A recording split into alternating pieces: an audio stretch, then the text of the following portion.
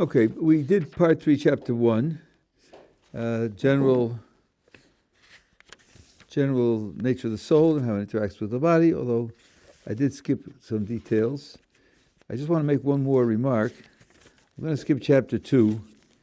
Chapter 2 is the general theory of how you use various names of God to affect the spiritual structures, and that's for people on a unimaginably great level. There's no practical application to us.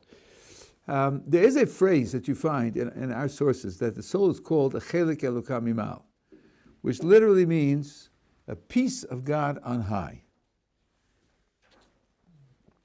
Now I'm going to insert here a commercial, something that disturbs me about the way some people think about these things.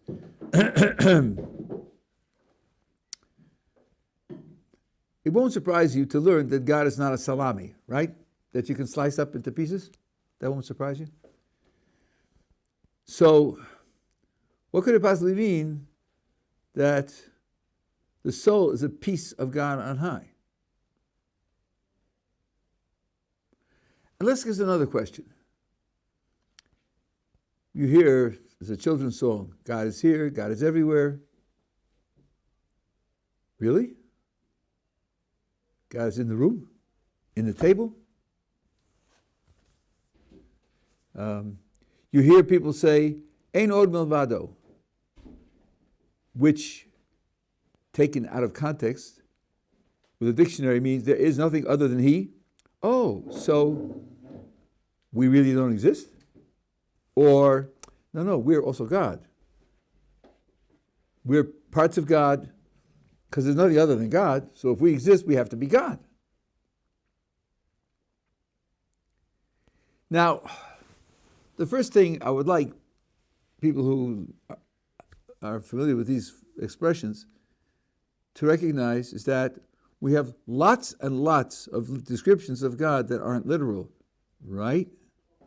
We have lots of anthropomorphic descriptions of God. God's eyes, God's ears, God's neck, God's feet. Oh, that's just anthropomorphism. That's not literal. It means to indicate certain qualities of action or certain qualities of character, right? It's not literal. Right, quite right. It's not literal. Well, then, how about saying God is here and everywhere, or we're all parts of God, or the soul is a piece of God? Why couldn't that also be not literal? Well, those are verses and they're anthropomorphisms, but this is in the Zohar, and this is in the Talmud, and this is in the Midrash. Okay, right. The Zohar, the Talmud, Midrash. So it's got to be literal? Why?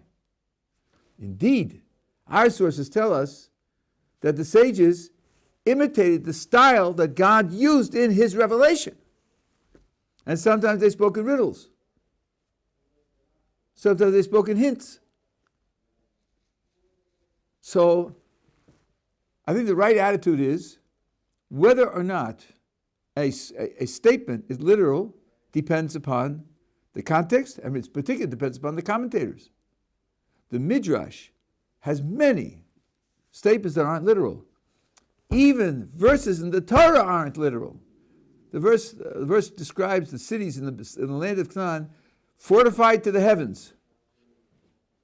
That does not mean they had walls miles high or infinitely high. I'll give you another one, which I think the Rav Saadia Gaon brings. Chava, the first woman. Pasuk says, He haisa Eim kol chai. Chava was the mother of all living. Really? Chava was the mother of the squirrels? No, Rabbi, don't be silly. We don't mean the squirrels. We're talking about human beings. Oh, really? So Chava was Adam's mother? No. How about Chava was her own mother? No? Well, so then, you can't understand it if you're a 7-year-old with a dictionary. You have to use a little bit of logic. So, we have to ask ourselves, first of all, when we hear things like God is everywhere, or the soul is a part of God, or nothing exists besides God, and therefore we all have to be parts of God. We have to ask ourselves whether those expressions, wherever they're found, are meant literally. And to my knowledge, it's universal that they are not. God isn't in the table, or in the room, or in a galaxy, because only physical objects have physical positions. And since God isn't a physical object, he doesn't have a physical position. None of God, no part of God is wood. You cannot burn up part of God. So the table can't be part of God. Can't be. Sorry. The soul is a creature. The soul is a created being. And in the respect of being a created being is no different from a star or a table. It's not physical. There are created beings that are physical, and there are created beings that aren't physical. But it's a created being. It's a created thing. No created thing is part of the Creator. The Creator is beyond all created things. His reality has nothing in common with the physical and nothing in common with the spiritual. That's all created stuff. Creatures. He's the Creator. So all these phrases have to be explained in another way, just like God's eyes and ears and arms and legs have to be explained in another way. These phrases also have to be explained in another way. Now the standard explanation, the author that we are reading now makes it explicit, and it's implied in many others, is this: everything that exists because God's will makes it exist. Without God, nothing could exist. Ein od milvado. If you take it out of context, in context it means there's no other God than He. That's pasha, that's easy. But if you take it out of context, what it means is nothing can exist without Him. Milvado. If you exclude God from the picture, then nothing else will exist, because everything exists because God's will makes it exist. But not that nothing exists other than God. Tables exist and they are not God. Maimonides in the Mishnah Torah puts it very clearly. The whole of existence is God and all of His creations. That's all there is. God and His creations, of course. So, what is meant by saying that the soul particularly is a chelik Elokah mimal? The soul is a piece of God on high. Only the soul. Nothing else. If you had the false idea that we are all parts of God, then it would be very hard to say why the soul is different from anything else. Everything is a part of God. No, only the soul. And the answer, roughly the answer is this. God created a vast variety of creatures. Some of them show the divine stamp more than others. Some of them show that there is a product of divine activity more than others. The human soul shows divine activity. It expresses more divinity than anything else. Not everything that God created expresses divinity in the same way. That's why, for example, when you go to the temple, you have to behave differently because God's presence is manifest there, whereas it isn't manifest elsewhere. So not all pieces of geography are equal. Some pieces of geography require special attention, special behavior, special treatment. A Torah scroll gets special treatment because a Torah scroll is not the same as the stone that you use to hold your door open. God created both of them equally, yes, but they don't express His presence in the same way. So when you say that the soul of the chelik Elokah mimal, when you look at the creation, you see godliness more in the human soul than you see it anywhere else. I want to illustrate this by explaining to you a Mishnah, which is very widely quoted. The Mishnah says, Ezu chacham halomeh bikol adam. Who is a wise person? Someone who learns from every person. Really? Well, imagine my case. Couldn't this be hard for me? I'm 79 years old. I've done a lot, been around, I'm supposed to learn from a 16-year-old? What am I supposed to learn from him? Oh, then you're not wise. You're not a chacham. Hello, maybe called Adam, it says. It lives for everybody. What am I supposed to learn from a 16-year-old? What experience does he have? What ideas does he have? What insights does he have that is not already included in my life experience?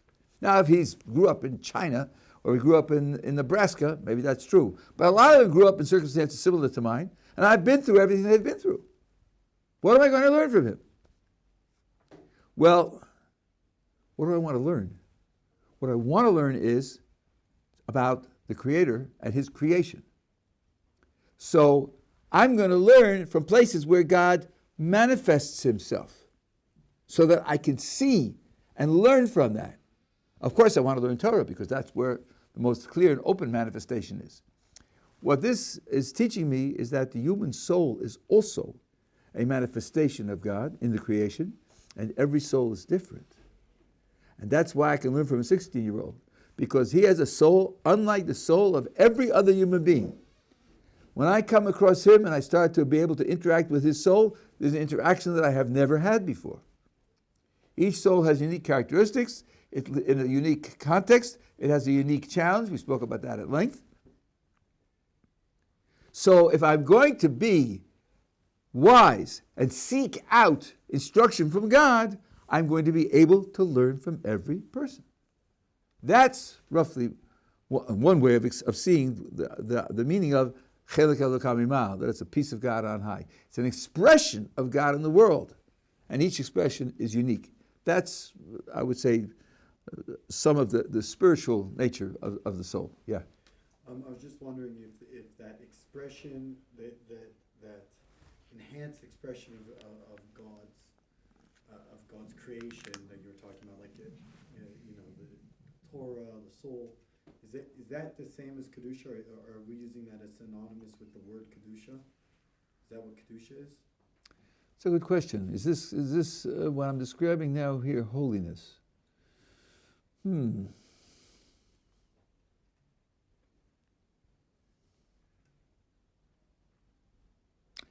I think they're related. I think they're related. I don't think they're identical because, for example, we take miracles. Miracles also are an expression of God in the world. We learn a great deal about divine providence from miracles, but I don't think there's any particular holiness there. Well, Moses had to remove his shoe when he saw the burning bush. I'm sorry? Never mind, it's not really a contradiction. I mean, Mount Sinai is not holy. There's no holiness at all. It's an ordinary mountain with no special nature whatsoever, even though perhaps the greatest miracle in the history of the world took place there. So I don't see the category of holiness synonymous with the category of ways in which God manifests Himself in the world and makes Himself available in the world. I don't see them as... I don't think, now I'm thinking about it, I don't think a prophet, next chapter is prophecy, I don't think a prophet has any specific holiness. Not holier than anybody else. A Kohen is, but not a prophet. And a prophet has the most explicit revelation of God that is possible for a human being in this world. So I would say that that holiness might express this manifestation, but not every manifestation is holy. So it's a subset. Could be a subset. I don't think it's identical. I can't see with these glasses, but other people's hands are up. Does somebody else want to make a remark here? No? Okay. That's what I wanted to tell you about the previous chapter. Now, as I said, I'm skipping chapter 2, which is practical, Kabbalistic manipulation of the world via names of God, which I'm not going to do. First of all, because I'm not competent. And second of all, because even if I were, I don't think it's appropriate. The next one is Ruach HaKodesh and Nevuah. Ruach HaKodesh is sometimes translated as Holy Spirit, and Nevuah is translated as prophecy. Let me read to you the Ramchal's introduction here, because this is a reasonably important topic. Kodesh Baruch Hu inscribed in the creation of man that he should be able to learn from his environment and from his experiences. And from what is revealed before him, what he observes, he can analyze, evaluate, even things that he can't see, and come to understand them, like in theoretical science. This is natural intelligence. But above and beyond the natural intelligence, God decreed that man should have available a much higher type of intelligence, much higher. And this is intelligence which flows from a divine source,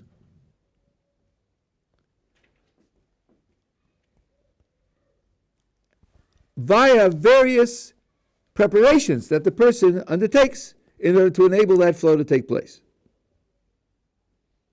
And when that flow takes place, it affects his mind, the person's mind.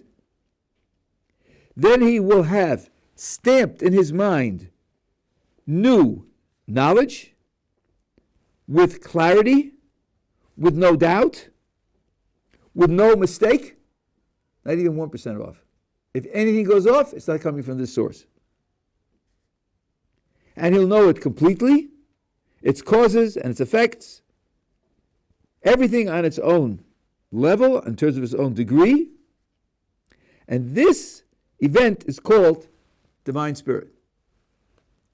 So I just want to stress that the difference, we mentioned this briefly a few weeks ago, the difference between this and let's talk about the astrologers who have columns in the newspapers and so on and so on, and the people bet on them and they believe in them.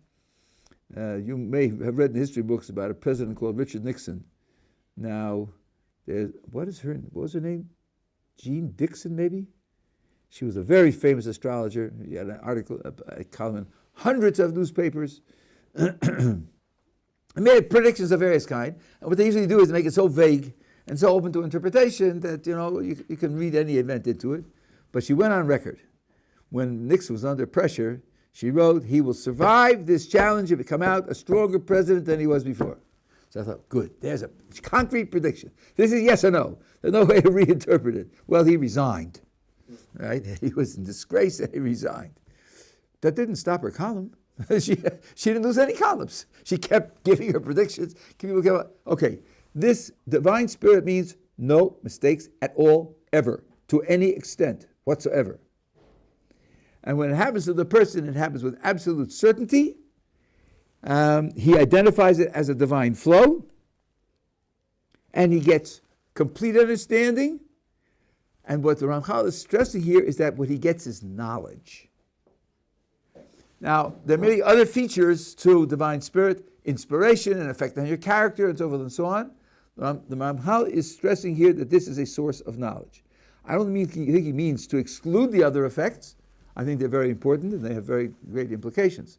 But here's the question of knowledge. Now, if this is a description of divine spirit and prophecy is something beyond that, wow, how much farther are you going to go beyond this description? So now he says, through divine spirit, you can achieve knowledge of things which are within the purview of human investigation, natural intelligence. It could be truths of chemistry or truths of mathematics. They're within the purview. They're not of a different category from normal information, but with greater clarity and greater depth and greater completeness. Also, with Holy Spirit, he will be able to have understanding of things that aren't within the natural order at all.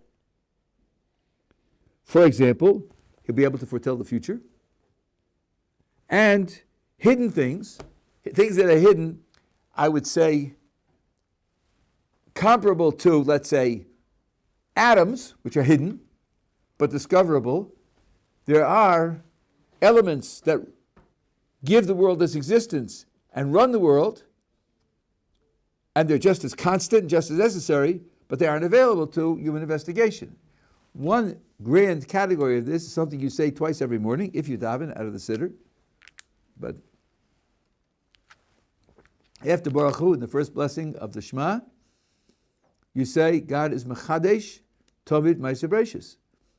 God is continuously making the creation anew. There's a direct flow of divine energy, Shefa Eloki. Rambam talks about it. The Rambam's supposed Aristotelian philosopher, which is Sheker. There's a continuous flow of divine energy into the world, keeping the world in existence. You don't see that. You won't find it in a telescope or a microscope or a test tube. Indeed, the conceit of modern science is that there are conservation laws. And in particular, well, they used to think there was conservation of mass. That was wrong. They used to think it was conservation of energy. Stated stiply, that's wrong also. Now they come to conservation of mass energy, because mass and energy are intertransformable, so you got to put the two of them together. According to quantum mechanics, that's not strictly true either, but understand, a conservation law has very profound consequences. Conservation law means nothing gets in and nothing gets out. You start an experiment and measure the amount of mass energy, do whatever you want, at the end it's always exactly the same amount of mass energy, which in particular cuts out divine providence totally, because nothing gets in from the outside. Whereas our picture is that there's a constant flow from the outside in. Without that flow, nothing would exist. So here's something which is running the world. With Ruach HaKodesh, you can get knowledge of that as well. So Ruach HaKodesh is a split ticket. Some of the things you get from Ruach HaKodesh could be within the area of human investigation, but deeper and more certain and more complete. And some of them are outside the area of human investigation, like predicting the future in detail, or like these hidden elements in the creation.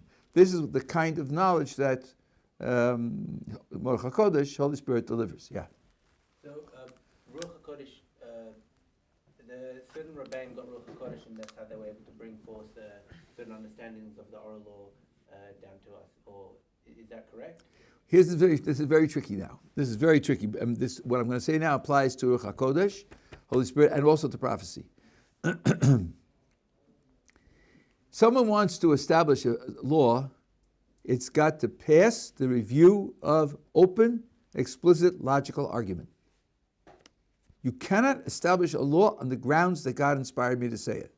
That is absolutely excluded. There is a famous case in the Gemara where Rabbi Eliezer was having a disagreement in the Sanhedrin with everybody else. It was 70-1 or 71-1. So he's not going to win, that's for sure. And in desperation, at the end, he called upon a series of miracles to verify that what he said is correct. And Rabbi Yeshua, representing the majority, said, these miracles have nothing to do with law. I don't care whether you turn the stars on their heads. It makes no difference. Law is law. Law depends on human argument and taking a vote. Finally, Rabbi Eliezer asked a voice from heaven to proclaim that he's right. And a voice from heaven proclaimed that he's right. And Rabbi Yeshua, representing the majority, said, Lo b'shamayim, the Torah is not in heaven. Sorry, out of court, out of order. We're not listening. And they voted against him. So one second. So you say, how could you rule God out of court? How did Rabbi Yeshua have the chutzpah to say, Lo b'shamayim, the Torah is not in heaven?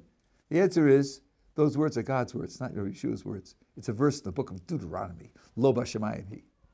Rabbi Yeshua is quoting God against himself. You yourself told us not to decide a law on the basis of anything other than our own understanding. And voting in the Sanhedrin, even heavenly input. At that moment, the Gemara says that God laughed and he said, my children have defeated me, my children have defeated me.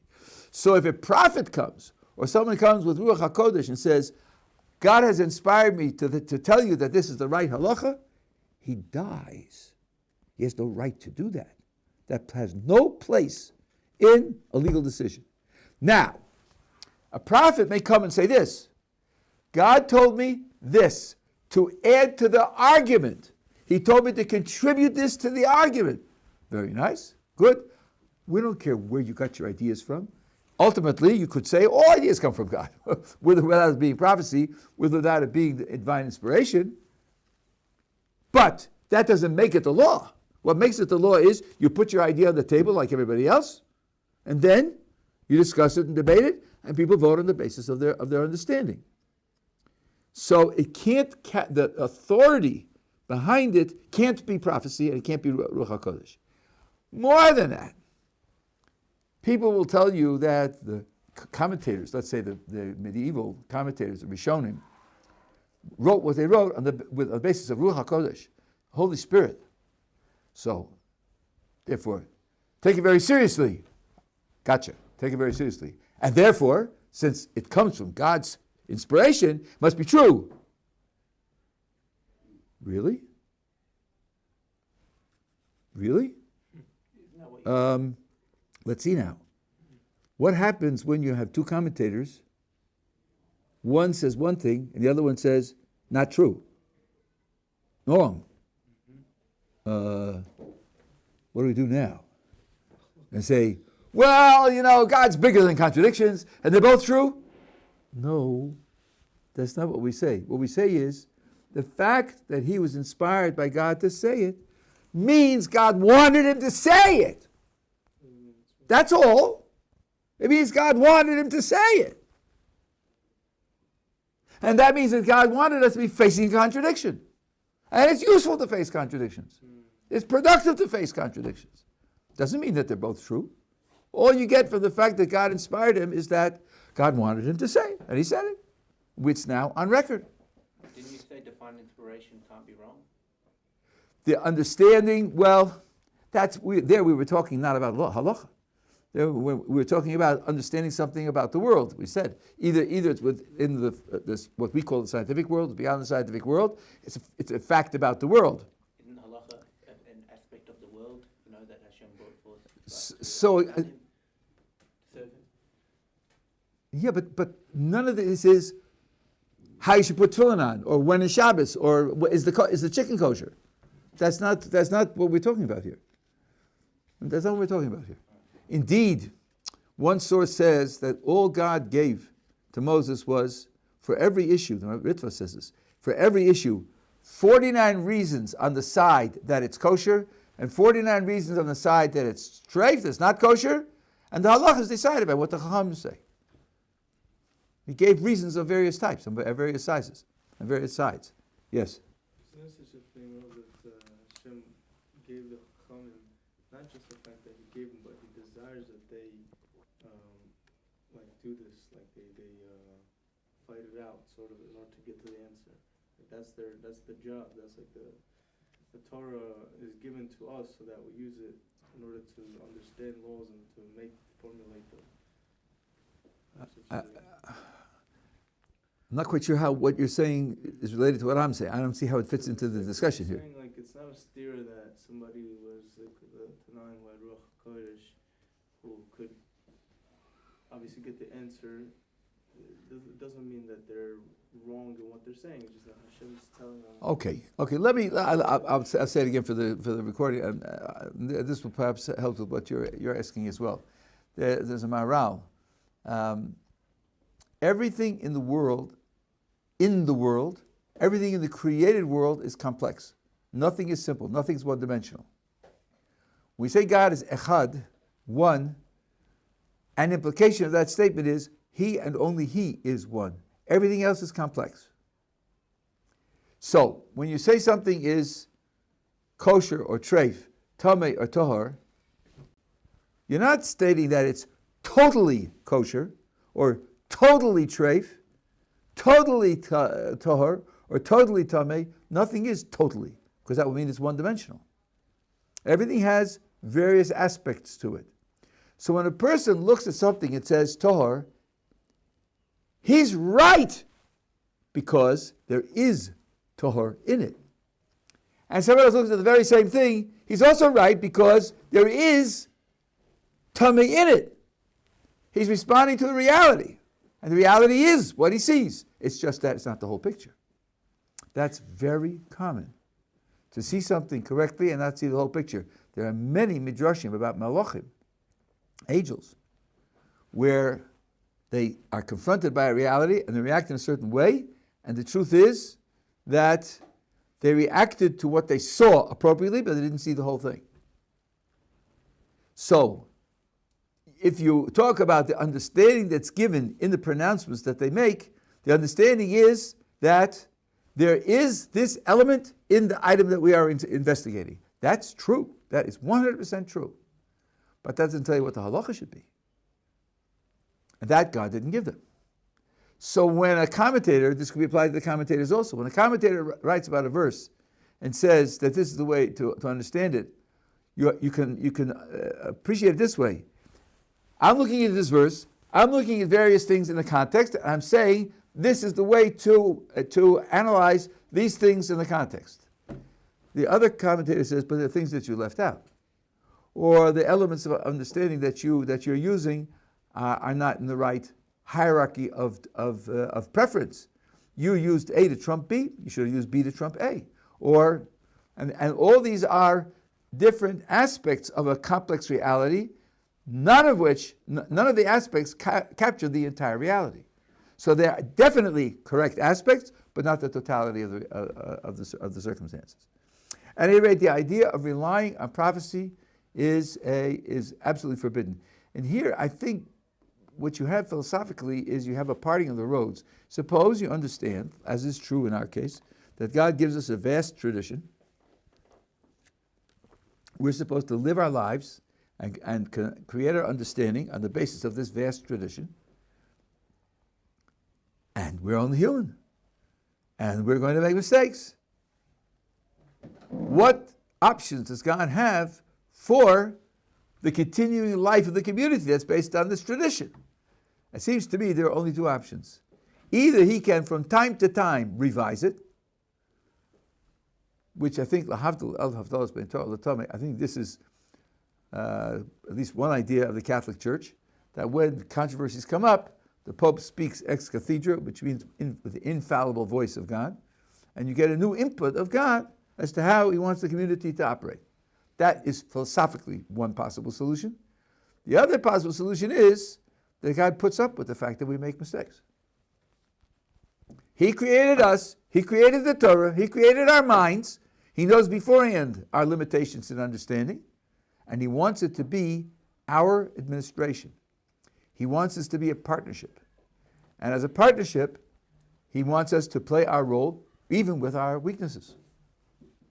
That's the Torah's. When we talk about Matan Torah Seinu, we just had Shavuos a few weeks ago. That's not that very bold idea.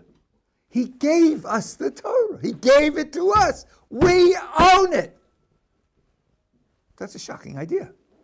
The Torah is his will and his mind crystallized in a way that we can appreciate. But he gave it to us. And that's the phrase, Nitzchuni Banai. My children have defeated me because they used my own principles to decide this case against the voice from heaven. So now, back to where you started from. We talk about Ruach HaKodesh or prophecy, a voice from heaven is Trump. That's the top possible level. And there, they ignored it because the Torah said ignore it under those conditions. And that's not the only case. But we can't change the systems we had in place in order to potentially make these mistakes aren't there anymore. Like we don't have a based in to decide halachic, a proper based in to decide halachic. I don't know the exact terms is, but we can't. After the Gemara, nothing can be changed essentially. So there's this idea that he gave it to us to change it. It only goes up until the point where the Gemara was completed. Well, I don't know what change means. What you're talking about is only cases where the Gemara gives a psak, when it says that this is the law. But there are many, many issues discussed in the Gemara where the Gemara doesn't give a psak. Now imagine that some court, or even a consensus, comes to a decision, and 100 years later they change their minds. That happens all the time. And not only that, but before that, it was certainly open. The only watershed in the history of Jewish law where after the watershed you can't attack things that were decided at the watershed is the Talmud. The Mishnah wasn't like that. The Gemara rejects the Mishnah on many occasions. The Mishnah was just what Rabbi Yehuda Nasi and his court, not Rabbi Yehuda Nasi alone who formulated the Mishnah. That's a mistake. Rashi says explicitly. Rabbi Yehuda and his court, over decades, over a long period of time, formulated the Mishnah. And sometimes the Talmud says, we reject the Mishnah, we rule otherwise. There's no time in Jewish history when you couldn't change what the previous president did. So halachic rulings that were made, 100 years ago or so, based on understandings of various things that we have a better understanding of now, can be revised? Of course. Okay. Of course. You even have, people think there are periods of history in Jewish development, which there are, and that from a later period you can't challenge an earlier period, but that's definitely wrong. The Rambam challenges the Gaonim many times, and some Achronim, like the Gaon of Vilna, and I saw it in the Shagas Aryeh, challenging a Tosfos. Such things can happen. No question about it, yeah. So could a rabbi today challenge Rashi? Just say, look at a Rashi and say, I don't buy this? Well, I think he would have to take seriously the possibility that he'll be classified as insane. At the very least, he ought to know everything Rashi knew. And if he doesn't, then he ought to assume that there's something there in the corpus that Rashi was relying on that he didn't know. But in principle, yes. In principle, yes.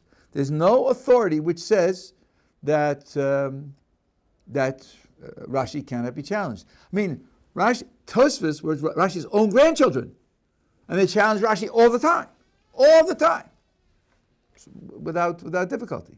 But even someone like the Gaon of Vilna could challenge the Rambam and condemn him, and he did. But, so if one of the principles of faith, though, is that God, like in every generation, God sends prophets, or God, not that God sends prophets. I might be misremembering this. But okay. I thought there was an idea that in every generation, God somehow tries to let the generation know what he wants. What? That God tries to let the generation know what he wants. There's some divine inspiration in the generation. Is that not? I never heard it put that way. It's a sort of natural idea, but of course, you can speak, but the question is who's listening? And the question is, will he understand you objectively, or will he understand you on the basis of his shortcomings of his knowledge, his understanding, or on the effect of prejudices that he has? God doesn't take away free will, not even in human understanding doesn't take away free will. So how do we know? How is it that the Amoraim admit mistakes? What happens? How did Rava say, I said that, it was a mistake, I'm sorry, I take it back? Why wasn't God helping him? Why wasn't God influencing him to get to the truth, and so on and so on? No, there's no guarantee like that. The Masechta of Horius deals among other things, in cases where the Sanhedrin makes a mistake and has to revise their opinion. So that means that God is not guiding the Sanhedrin to make the right decisions all the time? No, it's just not true. So if we found, let's say, another Talmud that wasn't the Babylonian, wasn't the Yerushalayim Talmud, and it contradicted many, many things in the Talmud we have, and we have, whatever reason, rabbis believe that makes more sense, or that's more right, would that mean that, everything we've learned before has been wrong? Is that a possibility? It's an impossibility because all the rabbis were in touch with one another. There were constant connection between Israel and Babylonia, and they quote one another, and they ask questions of one another, and each one told them what the other one heard, where he was. If you discovered another text, it would be a text that had no place in any of Jewish historical law. It would be phony. It could not possibly be a lost Jewish source. Not only that, but the Chazon Ish, at any rate, said, what about cases where we know that it's genuine, and we know it was lost, like the Meiri? He said, you don't decide any Jewish law on the basis of it, because divine providence hid it from us. It was not playing a role in the development of Jewish thought and practice for 700 years. He doesn't want it to be used that way. So you can look at it, and you can maybe he'll suggest something which is verifiable otherwise, but it wouldn't count as an authority. So for two reasons. Number one, because we know the sources that existed at the time. and we know therefore there can't be such a document. If you found a scroll, a manuscript of something, it would be a manuscript of something else. Maybe the Essenes made it, but not us. And secondly, if it played no role in Jewish history, then we wouldn't take it. We wouldn't take it seriously. Yeah. Is the Talmud the exception because everyone agreed that was? Why is the Talmud the exception? This is very interesting. The Rambam talks about this in his introduction to the Mishnayos and to the Mishnah Torah. The Talmud had two unique features that no other compilation had together. One was that it was accepted throughout the Jewish people. The Talmud was circulated, and all known Jewish communities accepted it. And number two, he said the editors of the Talmud were the last Baalei HaToka. Now, the word HaToka is not a common Hebrew word to find in our literature. La'atik means something like to copy exactly, to render exactly. And he says they're Sof Baalei HaToka. Not that they were the only ones or the greater ones, but they were the end. Because we pass, let me ask you, this is just a trick question, right? Suppose you find a case where the Rambam contradicts the Talmud. Who wins? No, the Rambam wins. Because he knew that passage in the Talmud. So if he took his position, he took it even knowing that passage in the Talmud. So either there's another passage in the Talmud which agrees with him, you didn't know about that, you just saw this contradiction, but there are 5,400 pages of Talmud, and you didn't know all 5,400 pages. And over there's another one, the Rambam saw it was a contradiction, and he passed it like that one against this one. Or, as happens often enough, he had a different text of the Talmud, which is discovered in a manuscript someplace, and therefore he followed that text rather than this text. Or, your logic that's a contradiction is faulty, it isn't really a contradiction, but we go with the later, because the later takes the earlier into account, uses the earlier as its raw material, and renders its decision on the basis of the earlier plus the intervening material. So you always go with the later one. So, when we say that Ravina and Rav Ashi, the two editors of the Babylonian Talmud, were Sof Baalei HaToka, the end of the line of those who copy faithfully, and someone says, yeah, but 300 years before, you also had people who were faithful of copying. Why don't we rely on their authority? Because they came at the end. They took the previous into account, plus the intervening 300 years, and they put it all together at the end. That's why the Bavli has more authority than the Yerushalmi. Yerushalmi is 300 years before the Bavli. The Jerusalem Talmud.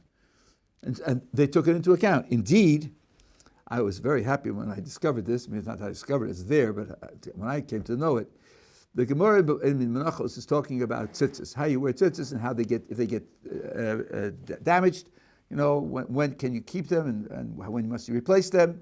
There's a whole discussion, and there's someone there who came from Israel, and he happened to be in Babylon, and when they gave their various opinions, the visitor from Israel gave an opinion, and everybody was embarrassed. He was clearly superior, and he clearly got it right, and they had all gotten it wrong.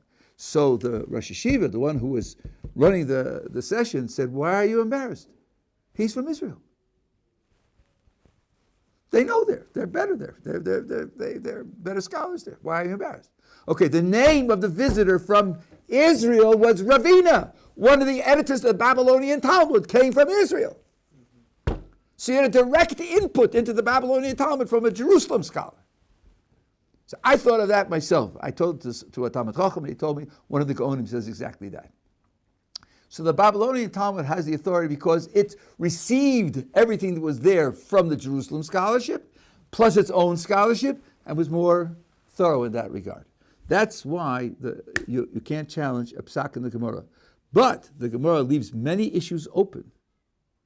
And even, for example, where you will have a case of, here, let's have a discussion like this. There's a position that's taken in the Talmud, and there are attacks. And for each attack, there is a defense. And then finally, now there are two possible outcomes. One is kasha. This last attack we have no way to defend against. Now, and that stops there. Now, you are a later scholar, 300 years later, how do you paskin? Do you decide the law in terms of the original position, or to decide the law in terms of the objection to the original position. And that's open. You can decide it either way. But even more than that, what happens if the last objection gets a resolution? It gets an answer. It's open to later generations to say, yeah, it got an answer, but the answer is very weak. The question is stronger than the answer, and we don't rely on the answer. Even though the Talmud gives that answer. But it didn't give it seriously as a decision. Now, actually, that phraseology, that phraseology occurs 3 or 4 times in the Talmud, but it occurs in the later commentaries 15, 20 times, because that's open. So the Talmud is raw material, in the vast majority of cases, it's raw material for later decisions, and those later decisions can be revised. Only when the Gemara says Hilchasa, when it declares that a decision was made, that this is the halacha, that's the halacha that's binding. But other than that, it's not so. In the vast majority of cases, you don't have Talmudic decisions like that. Okay, so that's, boy oh boy.